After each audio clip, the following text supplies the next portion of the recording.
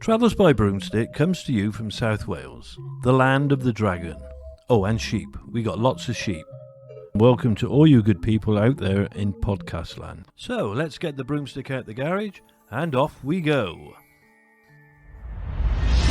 Before we arrive at our destination today, I would like to ask you to keep your hands, arms and legs inside the broom at all times. Hold on tight, and if you enjoy our content, please don't forget to like and subscribe. Leave us a comment if there is anywhere you want us to go on our travels, and welcome to our little adventurous witchy coven. Today's journey takes us to York, the home of Guy Fawkes. If you missed our last episode, it was all about the gunpowder plot. So go check it out. York is such an interesting place, rich in history and hauntings. Today we welcome the lovely Mackenzie from the award-winning Shadows of York, a tour of York's historic and ghostly past. We meet Mackenzie outside the front of St Michael le Belfry Church, situated in the York Minster and the Guy Fawkes Inn on High Petergate. Mackenzie is dressed in the most gorgeously gothic attire, perfect to set the scene for a ghost tour. So, Mackenzie, what made you decide to set up your ghost tour, Shadows of York? I decided to set up Shadows of York because I used to work for another tour guide and, long story short, got messed around quite a lot, and the stories were really historically inaccurate, and I just knew that it had so much more potential. And one day I just thought, do you know what, maybe I could do this myself, and I did, and it carried on from there. How long have you been doing your ghost tours? I have been doing tours for 8 years now, but if you include working for someone else, about 11 years. That's a long time. Have you always been interested in history and the paranormal? I have always had an interest in the paranormal. But my history interest didn't come along until really when I started doing the tours, and then I really started doing lots of reading and research. But it's a shame because I used to love history when I was in primary school, but when I got to high school, my teacher was so aggressive, as a teacher. I didn't enjoy it, and it's a shame because it turns out that I always liked history, but there you go. So, I have always had an interest, but I didn't really start looking into it until about 8 or 9 years ago. I like that the ghost tours have helped you to rekindle your love of history. I do think that teachers can put you off a certain subject, and I most certainly had that experience in school as well. On your ghost tours, you tell a lot of different ghost stories, but have you had a ghostly experience yourself? Ghostly experiences, I don't know where to start or where to finish with that one, because as it stands, I was thinking about this just the other day, and I was like, do you know what? I've had lots of experiences. Now, which was the most recent? Let me have a think. I think my most recent might have been at my new house where I'm living, temporary. It's a really old Georgian build, and one night I was laid in bed. I was in the house by myself. The house is all locked up tight, and me and the cats, who were all in bed at the time, all looked up at the door because we could physically hear somebody walking around down the corridor. And initially I thought, we've got an intruder, but yeah, I was terrified. Actual physical ghost encounter, there is too many to choose from, but I think one of my favourites is, it's got to probably be at the National Emergency Services Museum in Sheffield when I was working on a scare attraction as an actor, and 3 people came into my room, and suddenly there was only 2 people, and I thought, oh, that guy must have not liked it, he was scared. And when I went into the other room to say, did that guy leave? Because it's the only way he could have gone. And the other actor said to me, no, we haven't seen another guy. And I said, well, you must have done. There was 3 people, and one of them has gone back. And they said, we only sent 2 people through. And he was as solid as you and I. So that's my best one. I love it. That's so spooky. I really want to have a ghostly encounter like that. I just haven't had anything. I wonder who he was. For people who haven't experienced one of your tours yet, What can they expect when they go on a tour with you? On the tour, it would either be myself or one of my guides, and we give you a mixture of ghost stories and real, true history that I have researched extensively, looking through old newspapers and books, and also from working at the Castle Museum, we have access to a lot of stuff there.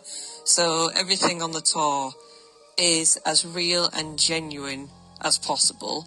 As for the paranormal, obviously the stories of what have been passed down, or we've been told, or we've found out, or we have experienced ourselves. So you will definitely get your money's worth of actual facts, but it's entirely up to you what you take away from it. And it is meant to be just entertaining as well.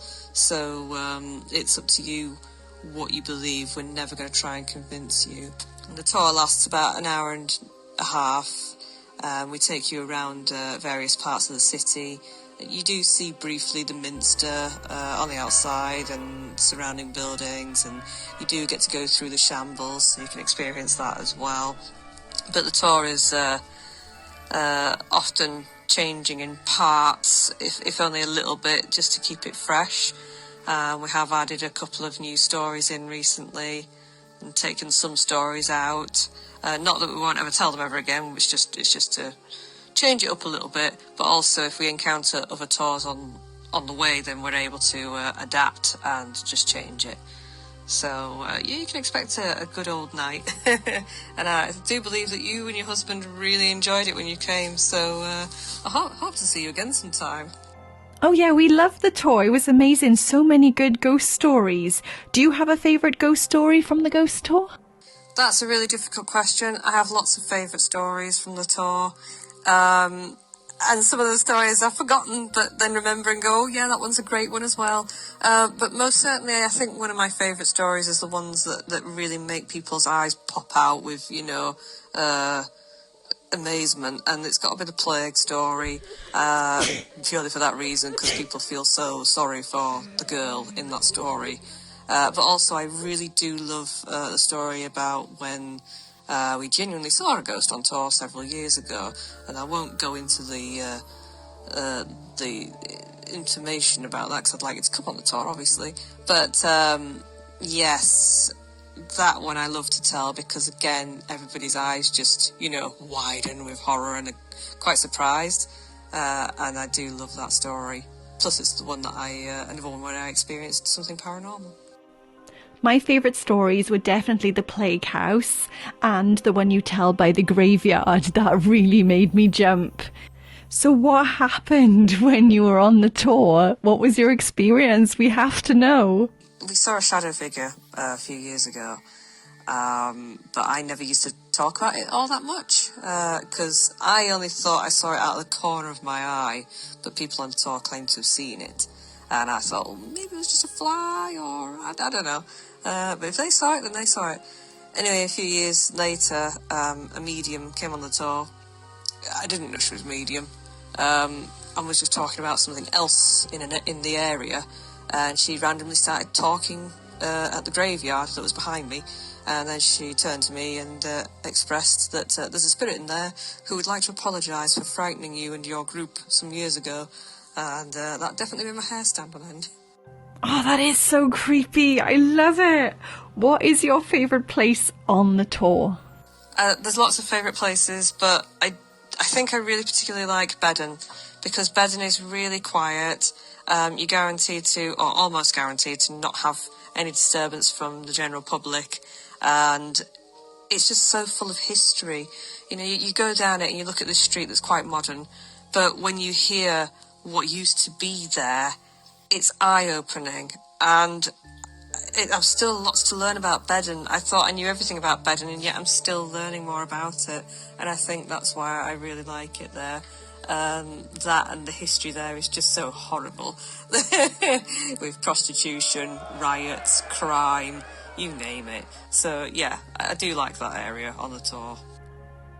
I think that it's so good that you do visit so many different locations. The Shambles is definitely my favourite because it's so sort of old and so spooky. And speaking of spooky, are you surprised that people want to go on ghost tours all year round and not just for Halloween?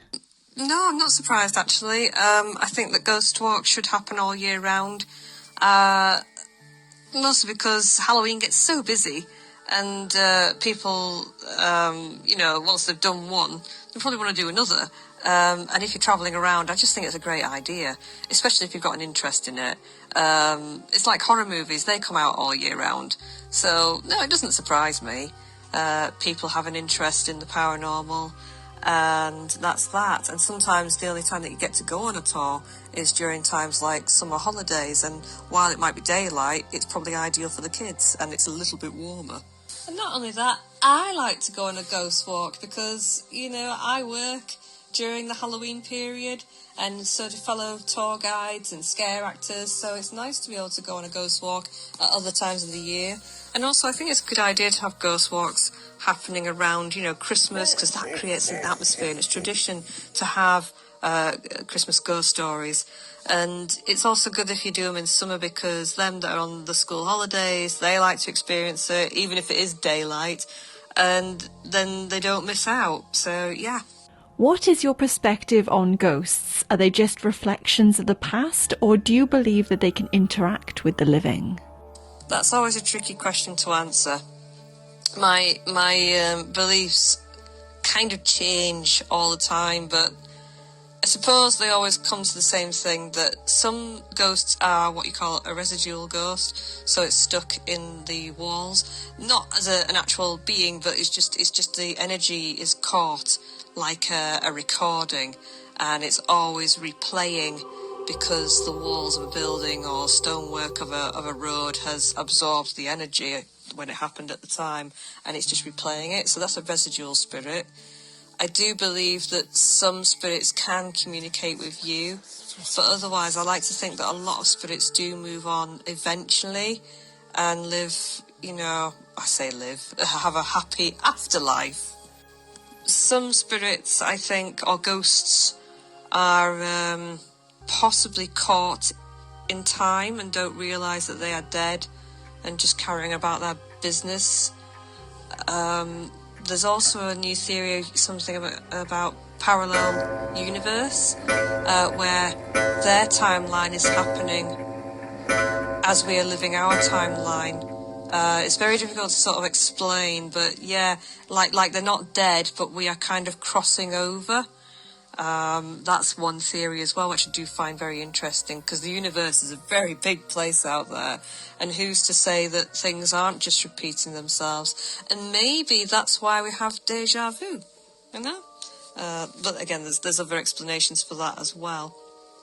But everyone has a theory, but I think that there is a good combination of everything. But ultimately, yes, I think we have residual spirit. I do believe that we do have spirit that communicates with us, and I think that they're the ones that are choosing to stay in a place because they are afraid of the afterlife. And a lot of spirits, they do say, are from an older time period, and we think, well, why are they from then and why are they not like from today? And a lot of that is, we think, down to religion, because in the old days when we died, we believed that we were going to go to either heaven or hell, and if you believe you've done something wrong, well, you're not going to cross over to then go to hell, are you?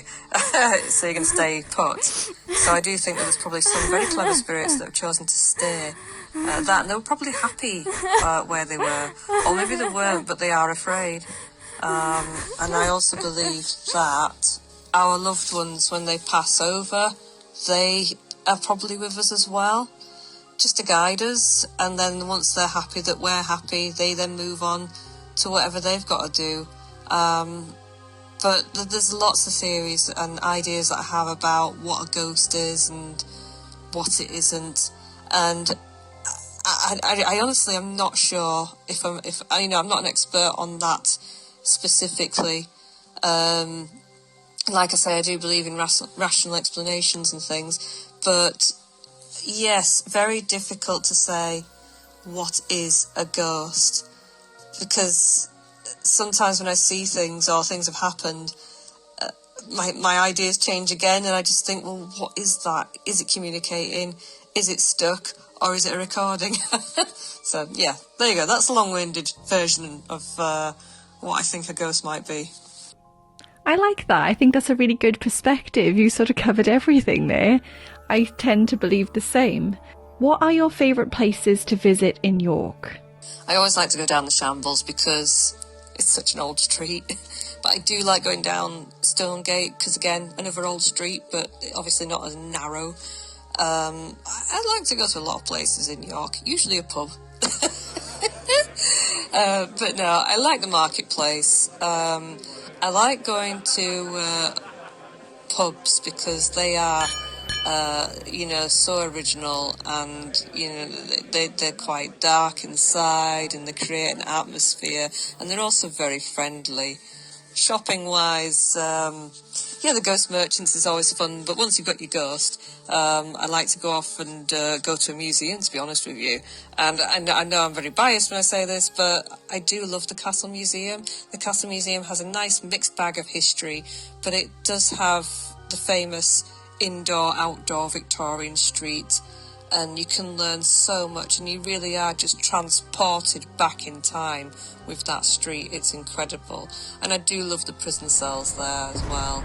And I must confess, I do like to visit the dungeons every now and again when it's had a little change around. Clifford's Tower is another favourite of mine. Treasurer's House. There's just so many. I love them all, really. Yeah, the York Ghost Merchants is definitely my favourite thing in York because the ghost is just so cute. What is your favourite historical event or a building with historical significance in York? It's hard to say. There is too much of it in York. But again, I would say the Castle Museum, purely because it used to be a prison. And I love anything to do with a good old-fashioned execution and stuff like that, So I do like the prison side of the Castle Museum. And, I've learned so much about the history of York from that, which is why it's one of my favourite buildings. But it was also the site of what used to be a castle, and you can see the original castle walls in parts. And yeah, I think that has got to be my favourite place in York. But I do like the Shambles. It's that historically significant to me because of it being a butcher's, and the horrible idea of the fact that they used to empty their bins and waste out onto the street, and it would ooze down the street, down towards the Golden Fleece and other areas, and it was just disgusting, So that also is very entertaining for me, historically wise. But yeah, that's my favourite. Oh yeah, I love a bit of horrible history. That's amazing. If people want to book a tour with you, how do they go about it? So to book a tour, you just visit our website, www.shadowsofyork.co.uk, and you can purchase your ticket there, or you can go on to TripAdvisor, Viator, Booking.com. Tickets are available there. If you don't want to join the public walk and you want to have something more private and exclusive, we do offer private tours, but obviously subject to availability, so do please get in touch with us in advance just to check. Prices do vary depending on group sizes and things like that. But yes, you can book via our website and also make inquiries through the website as well. And you can follow us on social media. We have Facebook, Instagram, TikTok now. We've been doing lots of videos on there, so please do give us a like and a watch.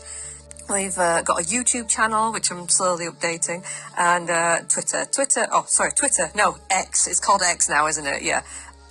Twitter X. Whatever you want to call it. We're on there, but not very often. I'm not a big tweeter, I don't know what to call it. But your best bet is to come onto Instagram and Facebook. I usually do Facebook Lives as well, so you can have a little sneak peek into some of the history of York and the ghost stories that we don't often cover on tour. So yes, look us up on all of those, please. I love your Instagram. I'm always stalking you on there. I also love your outfit. You always wear such beautiful and spooky clothes. I really think that it sets the tone for the tour. Do you enjoy dressing up, and have you had any fun Halloween costumes? Who doesn't like to dress up? I mean, the costumes help separate us from the general public so that when people are looking for us, they know who they're looking for. But also, I'd like to dress up. I've done professional acting work for a very long time, and in costume, it does help you sort of separate yourself from your daily life and get you into the zone of what you've got to do, you know, and yeah, I do love it. And I love how people react when they see you in your outfit, whether it's a dress or for the boys it's the bowler caps and chains and shirts and looking quite dapper, you know, and authoritative.